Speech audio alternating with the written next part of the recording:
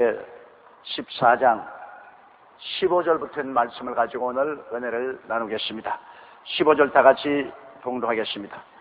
저녁이 되매 제자들이 나와 가로되 이곳은 빈들이요 때도 이미 저물었으니 무리를 보내어 마을에 들어가 먹을 것을 사먹게 하소서. 세례 요한이 헤롯 왕에게 죽임을 당하자 예수님은 굉장한 충격을 받으시고 마음이 슬펐습니다. 그래서 주님께서 고요한 곳에 가서 마음을 정리정돈하고 심신을 휴식하고 하나님과 더 교통하기 위해서 벳세다 광야로 가셨습니다. 그런데 예수님이 어느 곳에 가시든지 예수님이 가시는 것을 알면 사람들이 인산인해로 모여왔는데 예수님이 가는 것을 보고 사람들이 육로로 뛰어서 예수님이 벳세다 광야에 내리니까 벌써 그곳에 남자만 5천 명, 부녀자 기만 명, 인산인해입니다. 어느 나라에 가든지 여자 교인 수가 남자 교인의 배는 됩니다. 그러니까 남자가 5천 명이면 여자는 10,000명이 모였을 것입니다. 그리고 또 남자와 여자가 모인 것은 어린아이들이 따라오니 어린아이들 한 5천 명 보태면 최소한 더 2만 명의 군중이 그곳에 모여 있었습니다. 지금 이 자리에 모인 우리 성도 수가 한 13,000명 되는데 여러분 2만 명이 모였으니 그 인산이네죠. 그 많은 사람들 중에 또 병자가 굉장히 많았는데 그 병든 자들이 다 예수님께로부터 고침을 받으려고 하시니 이거 정말 주님이 감당할 수가 없을 정도입니다. 근데 주님께서 그들에게 말씀을 전가했습니다. 말씀을 전가했는데 그때 마이크도 없이 그 많은 사람에게 어떻게 말씀을 전가했냐고 물으니까 어떤 목사님 말하기를 듣는 사람 듣고 못 듣는 사람 못 듣고 그랬지 그렇지 않았습니다. 여러분 예수님이 내린 벳세다 광야는 그곳에 가면은 이렇게 경사같이 있습니다. 그래서 사람들이 그 경사진 언덕에 쫙 우리 교회처럼 모여 앉으면 뒤에서 갈릴리 바다 바람이 불어왔어요. 그 바람이 마이크입니다. 예수님이 조용히 말씀해도 바람이 예수님 말씀을 가지고 언덕으로 싹 말씀을 싣고 갑니다. 그래서 그곳에 있는 모든 사람들이 예수의 말씀을 다 듣도록 하나님께서 그렇게 이미 다 준비를 해놓으셨습니다. 그래서 예수님의 말씀을 그들은 듣고 그 다음에는 병자에 대한 기도를 했는데 예수님이 어떻게 그 많은 병자들을 처리했는지 내가 알 수가 없습니다. 지금 우리 성도 여기도 제가 안수하러 내려갔다가는 내가 절단 강탄이 날 겁니다. 여기도 어제 끓여서 이게 피가 났는데 어제 국민일보 평생회원 기도가 가는 데가 그냥 안수 받으려고 내 손을 잡고 잡아 당기는데 손을 빼니까 손톱으로 깔겨가지고 여기 쫙 찢어져 버렸어. 피가 났어. 이런 교인들 앞에도 나가서 안수하다가는 절단 강산이 날 것인데 예수님이 어떻게 안수를 했는지 제가 말로 다 알 수 없어요. 그러나 성경에 보니까 예수님께서 병든 자를 불쌍히 여기사 주님께서 고쳐주었다고 말했습니다. 예수님이 마음이 우울하고 슬펐지만은 역시 병든 자를 보시고는 주님께서 불쌍히 여기사 주님은 자비와 긍휼이 넘쳐나는 분이신 거죠. 당신 사정을 보지 않냐고 병자를 위해서 불쌍히 여기사 오늘 또 예수님은 우리 병든 자를 볼 때 불쌍히 여기십니다. 예수 우리는 어제나 오늘이나 영원토록 동일하다고 말씀하셨습니다. 주님께서 무슨 꼭 기적을 보여주기 위해서 역사하는 것이 아니라 우리를 불쌍히 여기사 주님께서 우리 병을 친히 담당하시고 그리고 우리 연약한 것을 다 짊어지셨다고 하셨습니다. 여러분 어린아이가 아플 때 부모가 보면 어린아이 대신 앓고 싶은 마음이 여기까지 올라오잖아요. 어린아이가 아프면 저 병 내가 대신 담당해서 짊어지고 싶다는 간절한 소원인데 우리는 못 짊어지죠. 그러나 예수님은 하나님이시기 때문에 짊어질 수가 있습니다. 그래서 예수님은 결국에 우리 병 앓는 것을 너무나 불쌍히 여기사 우리 연약한 것을 친히 담당하시고 병을 짊어지고 십자가에 올라가는 것입니다. 우리 대신 주님께서 십자가에서 한없는 병의 고통을 당했어. 주님 십자가에 그냥 못 박여서 몸만 찢은 고통이 아닙니다. 우리의 병을 그 몸에 짊어지고 우리 병을 다 알아셨습니다. 예수님은 정말 십자가에서 대속의 고통을 당했었습니다. 우리 병을 다 알아셨습니다. 폐병, 심장병, 관절염, 암, 간질병 할 것 없이 모든 인간의 병을 통째로 예수님이 십자가에서 다 알아셨습니다. 그러므로 그리스도의 십자가의 고난이란 인간으로서 그 높이와 깊이를 청량할 수가 없습니다. 그런데 이 저녁이 됐어요. 그 많은 사람이 아침에 일찍 아침을 먹고 먼 길을 도보로 걸어왔는데 점심 먹지 않았죠.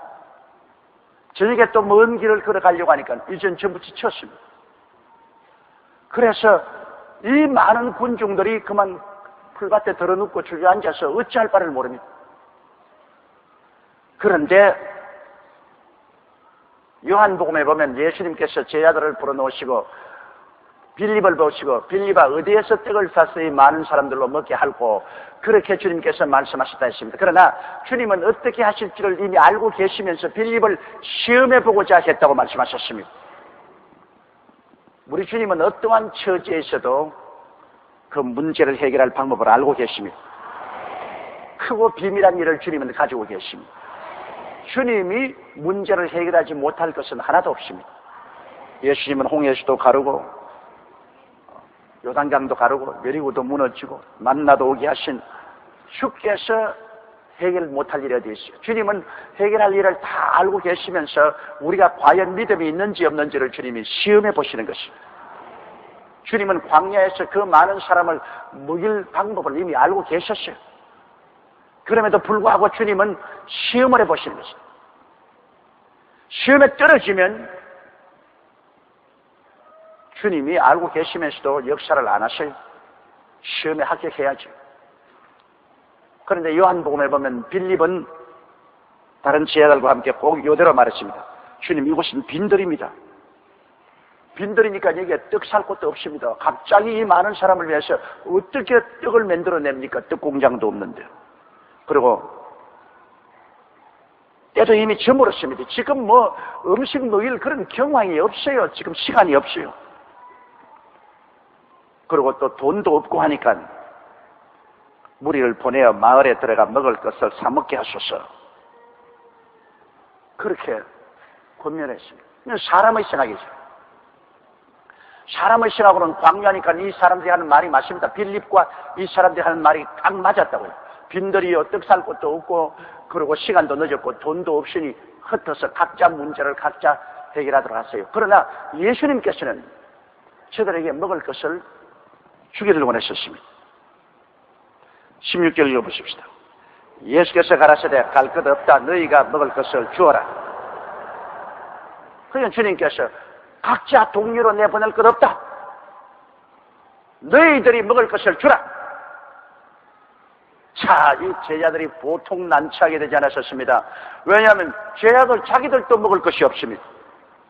그런데 자기들 구복도 못 채우겠는데 이 많은 사람에게 어떻게 먹을 것을 줍니까? 정말 난지난상입니다. 어찌할 바를 모릅니다. IMF도 그런 IMF가 없습니다. 아예 그냥 예수님 제자들이 IMF를 당했어요. 우리도 지금 광야 아닙니까? 우리 한국도 지금 광야예요. IMF 광야입니다. 우리가 사는 이 IMF에 빈들이 되고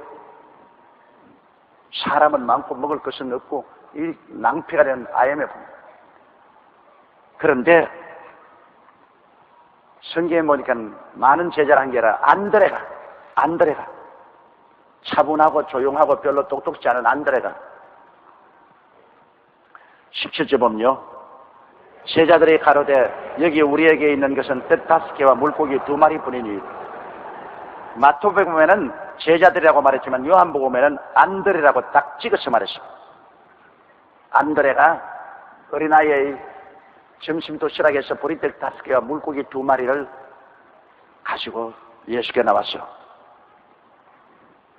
이것밖에 없는데 이것 가지고 무슨 큰일을 하겠습니까? 했지만은 빌립을 따라가는 제자들하고 안드레를 따르는 사람과 이게 쫙 갈라졌습니다.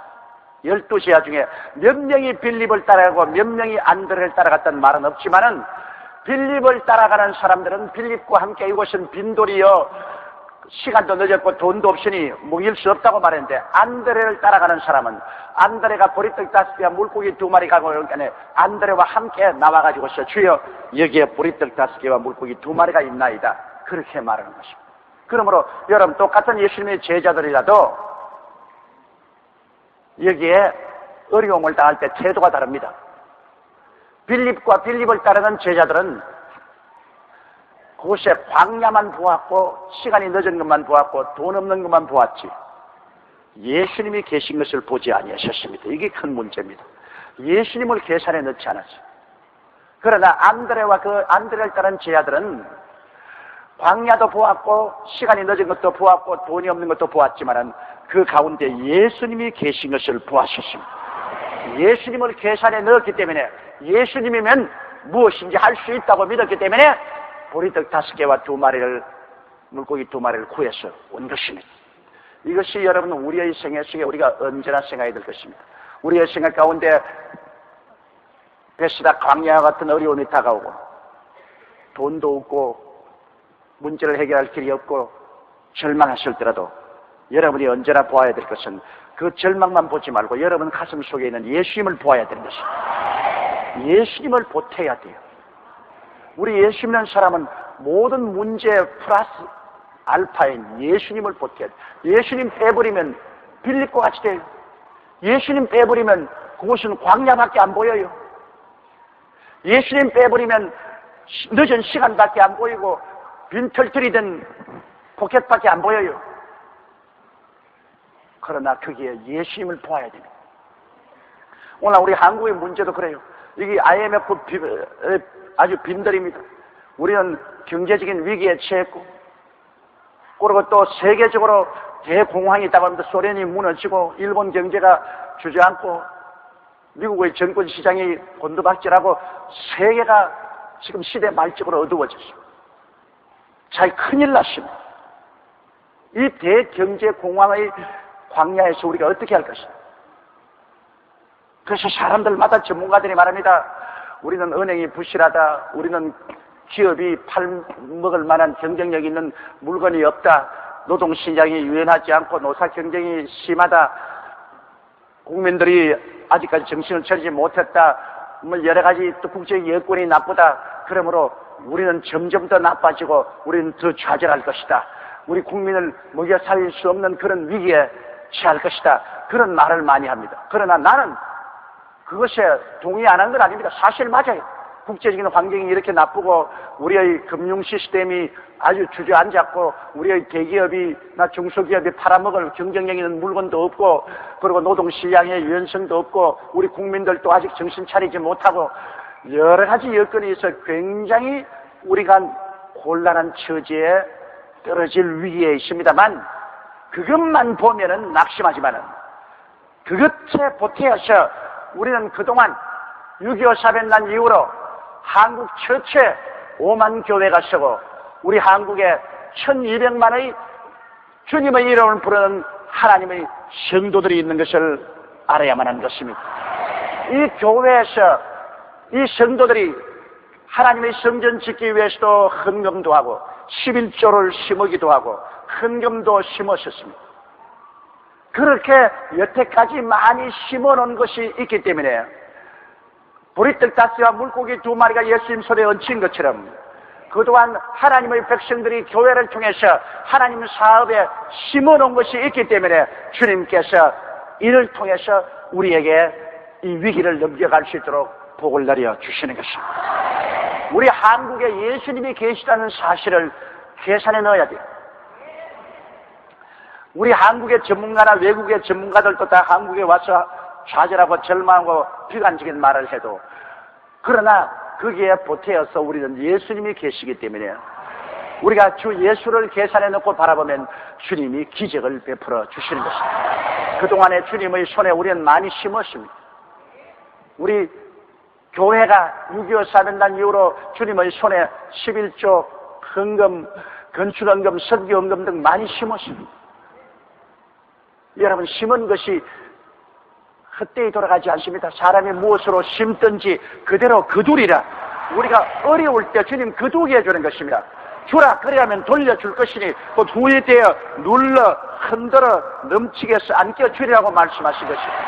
그렇기 때문에 예수님을 바라보면 광야는 잔치상으로 변화되고 마는 것입니다. 우리가 예수님을 바라보고 기도하면 이 IMF가 오히려 우리에게 잔치상이 될 수가 있습니다. 그 강권은 예수님께 있습니다. 우리 국민 대다수가 예수님을 바라보지 않습니다. 우리 예수 믿는 사람들조차도 빌립과 같이 예수님과 같이 있으면서도 예수님을 안 바라보고 못한다고 하는 사람 많습니다.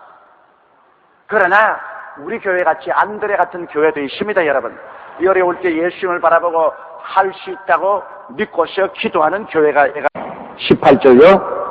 가라사대 그것을 내게 가져오라 하시고, 자, 주님께 가져와야 돼요. 주의 사업에 심어야 되는 것입니다. 아, 내가 뭐 심었는데 내 스스로 생각하기를 이건 뭐 구제사업으로 심자, 그래서 구제사업하는 것이 나쁘다는 것도 아닙니다. 그러나 구제사업을 주님 이름으로 하지 않고 그냥 내가 여러 가지 구제사업에 또 사회사업에 심었다고 해서 그것은 효과가 있는 것이 아닙니다. 효과를 발생할 수 있는 것은 주님의 손에 심어야 되는 것입니다. 주님께서 가라사대 그것을 내게 가져와. 주님의 사업에 심어야 효과가 있는 것입니다. 주님의 몸된 교회 짓는데, 선교사를 보내는데, 복음 증거 사업에, 더구나 우리 교회가 이번에 국민 일보 평생 회원이란 특밭, 이런 주님의 사업에 심어야 돼요. 우리 한국에는 국민일보가 예수님을 떼게 하고 있는 것입니다. 국민일보가 우리 한국 사회에 예수님을 떼게 하고 있어요. 국민일보 없으면 우리 한국 사회에 예수님을 떼게 할 아무런 매스 커뮤니케이션이 없습니다. 라디오는 있지만은, 라디오는 텔레비전 듣고 보면 지나가 버립니다. 그러나 신문지에 남아서 계속해서 예수님을 대통령 집무실에서, 장관 집무실에서, 모든 공무원에서, 모든 회사 사장, 적어도 한국을 움직이는 3만여 기관에서 모두 다 국민일보를 보고 있습니다. 그 안에 예수님이 떼고 있는 것입니다. 아무리 예수님을 피하려고 해도 국민일보는 예수 그리스도를 모시고 있습니다. 예수님을 띄워요. 그러므로 세계 기독교 역사상에 예수님을 띄운 신문이 생긴 적이 없습니다. 우리 한국밖에 없어요. 우리 여의도 순복음사 세계 기독교 역사상에 처음으로 이거 시도한 것입니다. 그리고 이 시도한 것이 10년을 하루같이 성공을 했습니다. 우리 한국에 이제는 정치, 경제, 교육, 문화, 군사, 산업 모든 면에 우리 예수 그리스도 믿는 사람들의 의견을 제껴놓고 나갈 수 없어요. 우리에게 강단이 있습니다. 정부나 사회를 향한 강단이 바로 국민일보인 것입니다. 그러므로 우리 한국에서 1990년도에 일어난 가장 큰 기적 중에 하나는 국민일보라고 김중권 목사님이 늘 말합니다. 해방 이후에 우리 기독교회가 가장 자랑할 수 있는 것 중에 하나가 국민일보라. 국민일보 평생회원 텃밭에 우리가 오병이어를 심는 것은 반드시 그 이후에 수확이 다가오게 됩니다. 예수님의 손에 심은 것, 예수님이 내게로 가져오라. 아무데나 컸지만 내게로 가져오라. 그럼 우리가 심는 것은 주님께로 가져와야 돼요. 가라사대 그것을 내게 가져오라 하시고, 그 다음 19절요. 무리를 명하여 잔디 위에 앉히시고 떡 5개와 물고기 2마리를 가지사 하늘을 우러러 축사하시고 떡을 떼어 제 아들에게 주시며 제 아들이 무리에게 주니. 자, 주님께서 주님께 가져오니 그것을 주님께 받아서 하늘을 우러러 축사, 주님께서 축복을 한 것입니다. 주님의 손에 얹혀야 축복을 받죠. 주님의 손에 아무것도 안 심으면 축복을 받을 수 있어요. 빌립은 아무것도 안 심으니까 주님께서 빌립 같은 우리에 일할 수 없어요. 축복할 거리가 없어요. 그러나 안드레는 오병이어를 가져왔기 때문에 주님이 이것을 가지고 하늘을 우러러 축복을 하고 그 다음 떼어주는데 자라기 시작합니다. 여러분, 주님께 드리는 것은 자랍니다. 바울이 나는 심었고 안드레는 아볼로는 물을 주었을 때 하나님은 자라게 하시느니라. 이거 주님이 축사하고 나면 떡을 떼어주니 또 자라나고, 떼어주니 또 자라나고, 떼어주니 또 자라나고, 생선을 꺾어서 주니 또 자라나고, 생선을 꺾어서 주니 또 자라나고. 그 시간이 안 걸려 자라나는데, 보통 벼농사도 여러분 봄에 심어서 가을에 거두지 않습니까? 뭐 일찌감치 거두는 것도 있겠지만은, 그러나 주님은 지금 심어서 지금 거두는 역사가 일어나는 것입니다. 지금 심었는데 지금 자라나요. 그게 하나님의 기적인 것입니다. 하나님이 하는 일에는 시간이 필요가 없습니다. 심자 즉시로 자라나고 즉시로 거둘 수 있어요. 이런 기적이 일어나는 것입니다. 심어야 자라나요. 심지 않으면 안 자라요. 그러므로 이 베세다 광야가 바로 안드레에게는 터밭이었습니다. 터밭이었습니다. 그게 500여를 심고 난 다음에 주님께서 그 많은 2만 명의 사람을 다 배불리 먹이고 그 다음에 안드레와 그 어린아이에게 돌아온 것이 12바구니가 돌아왔습니다. 자라서 넘쳐난 사람들마다 배를 두들기고 이제 그만 먹겠다. 너무 배가 불러 못 먹겠다. 그러고 난 다음 남은 게 12바구니요. 우리 주님은 그렇게 시시하고 째째하게 말하지 않습니다. 잔이 넘치나이다. 주실 때는 주님 배불리 주시고 남게 하시는 것입니다. 주님은 배고프게 하고 모자라게 하지 않습니다. 우리 주님은 풍성하신 하나님인 것입니다. 우리 아버지 하나님께서는 언제나 넘치죠. 여러분 하늘의 별들 보십시오. 얼마나 많습니까? 바다의 생선 한 보십시오. 온 세계 여러분 50억 인구가 1년에 한 마리씩 막 먹는다고 해도 50억 마리가 바다에서 건져냅니다. 50억 마리입니다. 그런데 사람이 생선 한 마리만 먹겠어요? 2마리 먹으면은 100억 마리입니다. 3마리 먹으면 150억 마리입니다. 그걸 매년마다 건져내는데도 하나님은 언제나 바닷속에 생선을 채워놓습니다. 왜 그러냐? 생선 알 한번 보십시오. 알. 한 마리의 생선이 그 알 보면 수억 개를 낳아요. 수억 개를. 그 하나님이 언제 채워놔요. 들에 가는 여러분, 들의 이름 모르는 꽃들 보십시오. 꽃들로 꽉 채워놨습니다. 하늘에는 별, 땅에는 꽃, 바다에는 생선, 하나님이 하시는 일은 안 채워놓은 곳이 없어요. 하나님은 다 채워. 사람은 여러분, 전쟁으로 그냥 황폐하게 만들고 살림을 다 깎아내고 사람들이 가는 곳마다 모든 것을 훼손하지만 하나님이 하시는 일은 모든 것마다 채워놓은, 모든 것마다 채워놓은. 그러므로 우리 하나님께서는 풍성한 것을 좋아하시는 하나님 것입니다. 하나님은 채워놓기를 원하시는 것입니다. 그러니까 이들에게 배고픈 사람에게 밥을 먹이셔도 위장에 채워놓고 배불리 먹게 하고 12바구니 남겼습니다. 이러므로 우리 하나님께서는 여러분 우리에게 복을 주시기를 원하시는 하나님입니다. 우리가 빈손 들고 헐벗고 굶주리고 버림받는 이러한 일을 당하기를 원치 않습니다. 이것은 우리가 하나님을 불순종하고 하나님을 멀리 떠나고 죄를 지어서 그렇죠. 하나님 품속에 떠난 탕자와 같이 하나님 아버지를 멀리 떠나가지고서 흥황방탕에 살다가 기근을 만나서 자기가 돼지 소굴로 내려가고 벌거벗게 되었지. 아버지가 그렇게 만든 건 아닙니다. 아버지를 믿고 순종하고 아버지 집에 살았으면 언제나 모든 것이 넉넉했겠죠. 아버지를 떠나니까 그렇지. 오늘날 이 세계가 아버지를 떠났기 때문에 오늘 이 대경제적인 공황도 당하고 어려움을 당하지. 아버지의 품에 있으면 아버지가 책임져 주는 건 마땅한 일이죠. 어디 아버지가 자식 안 돌봐준 거 보았습니까? 우리가 아버지 품에 있으면 아버지가 돌봐 주게 되어 있는 것입니다. 그래서 보리떡 5개와 물고기 2마리를 주님께서 가지고 축복을 하시니 막 자라기 시작했어요. 무지무지하게 자랐어요. 그래서 20절 보십시다. 다 배불리 먹고 남은 조각을 12바구니에 차게 거두었으며 먹은 사람은 여자와 아이 외에 5,000명이 되었더라. 그러므로 여자와 아이들 외에 남자만 5,000명. 그 많은 사람이 배불리 먹은 것입니다. 이 사건을 보고 우리가 깨달을 것은 왜 이런 사건을 성경의 기록에 놓았을까요? 그것은 하나님이 우리에게 깨우침을 주려고 하는 것입니다. 그 깨우침이 뭐냐? 아무리 너희 삶이 광야와 같을지라도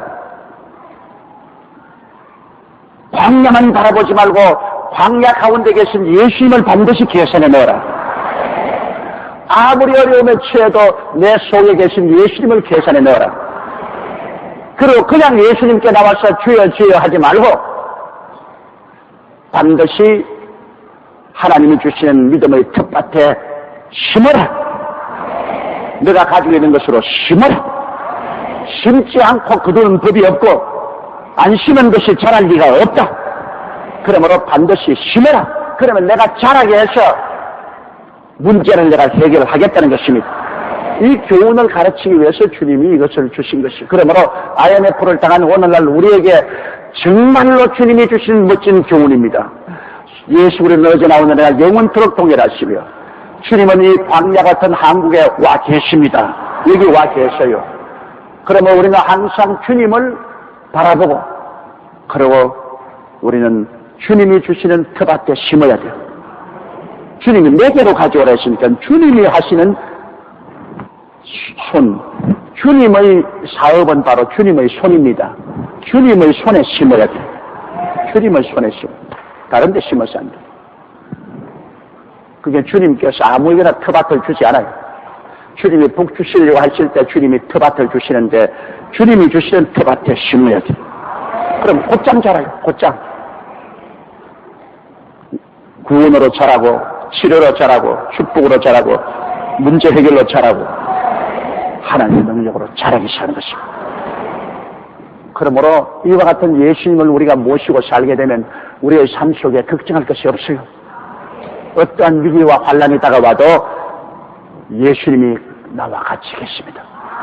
내가 비록 사망의 엄청난 골짜기로 달릴지라도 해를 두려워하지 않을 것은 주께서 나와 함께 계심이라.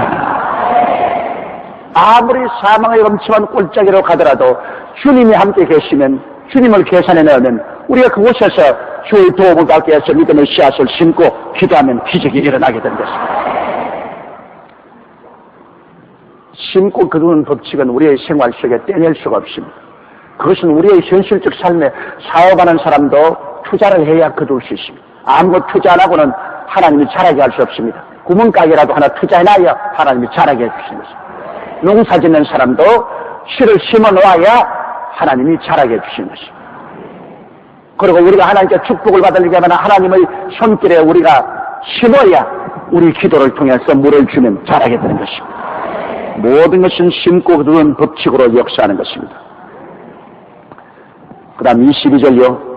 예수께서 즉시 제 아들을 접촉하사 자기가 무리를 보내는 동안에 배를 타고 앞서 건너편으로 가게 하시고 주님께서는 제 아들을 저 건너편 게네사렛 호수의 건너편 도시 가버나움 곁에 있는 게네사렛 그 도시로 빨리 제 아들을 먼저 가라 그랬습니다. 제 아들은 너희 먼저 배 타고 가라. 그러한 주님은 그 사람들을 다 흩어보냅니다. 이제 다 집으로 돌아가시오. 여러분 다 집으로 돌아가시오. 그리고 제 아들은 전부 다 주님께서 배를 타고 먼저 가라 했는데 항상 제자들은 예수님과 같이 있었습니다. 그런데 그날따라 예수님은 자꾸 제자들 보고서 너희들 먼저 배를 타고 앞서서 건너가라고 말씀하실 때는 주님의 무슨 계획이 있어서 그런 거죠. 주님이 당신 자신을 비상하게 제자들에게 계시하고 싶은 계획이 계시기 때문에 제자들을 먼저 보낸 것입니다. 마태복음 14장 34절부터 있는 말씀을 가지고 공부를 하겠습니다. 마태복음 14장 34절 다 같이 읽으시겠습니다. 저희가 건너가 게네사렛 땅에 이르니 주님께서 사실은 벳세다 광야는 쉬러 오셨습니다. 세례 요한이 잡혀서 죽고 그로 말미암아 예수님의 마음속에 굉장한 충격을 받았었습니다. 그리고 세례 요한 때문에 마음이 굉장히 슬프고 괴로웠었습니다.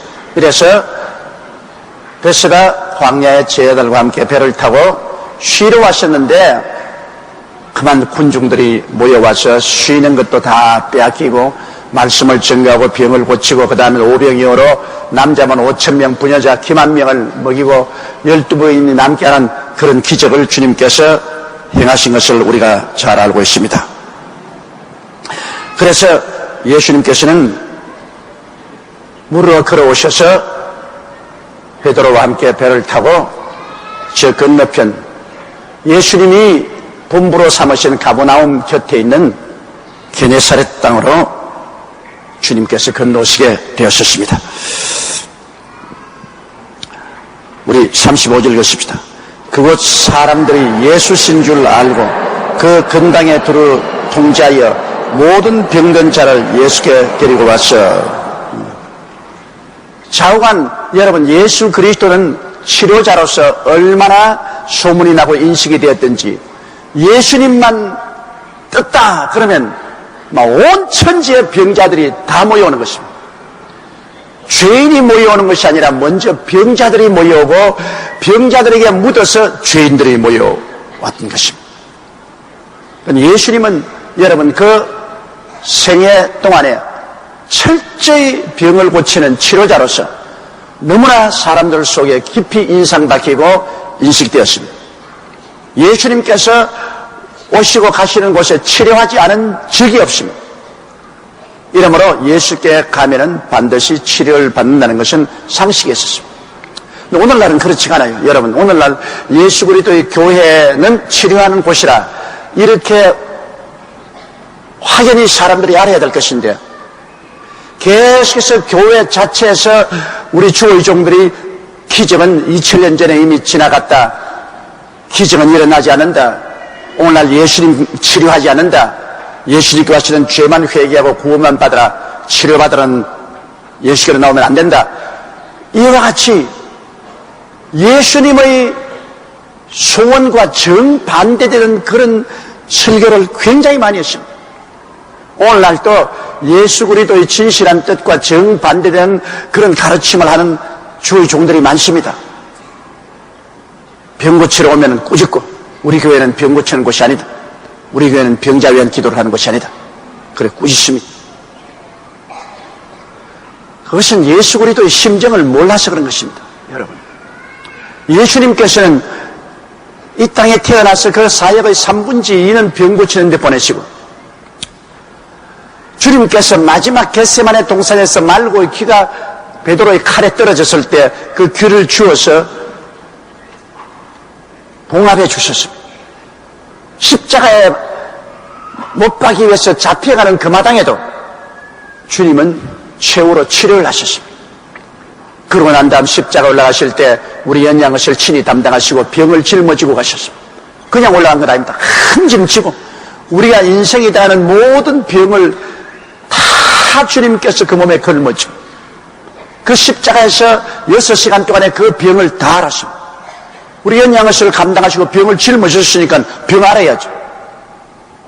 주님은 십자가에서 온갖 인생의 질병을 다 당하시고 주님께서 내가 다 이루었다 하실 때 그 병의 대가를 청산해버린 것입니다. 이러기 때문에 오늘날 우리가 예수 이름으로 병 고침을 받기를 소원해야 되고 또 병 고침을 위해서 담대하게 기도할 수 있는 것은 예수께서 십자가에서 대가를 지불했기 때문인 것입니다. 주님께서 청산했으므로 우리는 강하고 담대하게 병 고침을 주장할 수 있습니다. 병의 뿌리는 마귀에게 있는데 마귀가 그렇게 쉽게 물러가지 않습니다. 마귀는 쫓겨나가면 갈 데가 없기 때문에 어마어마한 고집을 가지고 병을 붙잡고서 늘어집니다. 그러나 우리가 확실한 진리를 알면은 우리가 흔들리지 않습니다. 거짓을 믿었다면 흔들리지만은 참된 진리를 아는데 우리가 흔들립니까? 그러므로 우리는 주 예수 그리스도 이름과 그 십자가의 대속의 은총을 의지하고 강하게 몰아붙여야 되는 것입니다. 세례 요한 때부터 지금까지 천국은 침노를 당하느니 침노하는 자가 빼앗느니라. 침노한다, 빼앗는다는 말은 여러분 보통 말이 아닙니다. 침노하기 위해서는 막는 세력이 있습니다. 여러분 못 들어오게 결사적으로 막는데 이쪽에서는 무지무지한 능력으로 침노에 들어갑니다. 우리가 침노하는 것은 기도의 침노입니다. 마귀가 막 막으니까 기도가 안 나오죠. 낙심되죠. 힘이 듭니다. 오르막길에 올라가는 같이 기도가 힘이 든다고요. 그래도 막 참고 땀을 뻘뻘 흘리면서 힘을 쓰고 애를 써서 기도를 하고 밀고 들어가는 겁니다. 혼자 침공하는 것보다는 두 사람이 힘을 합쳐서 침공하는 것이 더 쉽고 세 사람이 힘을 합치면 침공하는 것은 아주 쉽지요. 그래서 마귀의 진을 밀고 들어가면 마귀는 막기는 막아도 지는 전쟁을 하고 있습니다. 이미 십자가에서 예수에게 패배했었습니다. 그렇기 때문에 마귀는 최후의 발버둥을 쳐도 그는 지는 전쟁을 하고 있습니다. 결국 집니다. 그러나 요행을 바라고 있습니다. 혹시 진리를 모르는 성도들이 조금 침공해 보다가 저항이 심하니까 그만 낙심하고 포기할 것을 요행을 기대하면서 마귀는 막고 있는 것입니다. 그러나 우리가 진리를 알고 막 침공에 들어가면 마귀의 진은 무너지고 그리고 마귀가 있는 것을 우리가 빼앗습니다. 빼앗는다는 것은 강제성이 있습니다. 비는 것도 아니고 양도해달라고 사정하는 것도 아닙니다. 그냥 덮치는 겁니다. 강제로 소유하는 겁니다.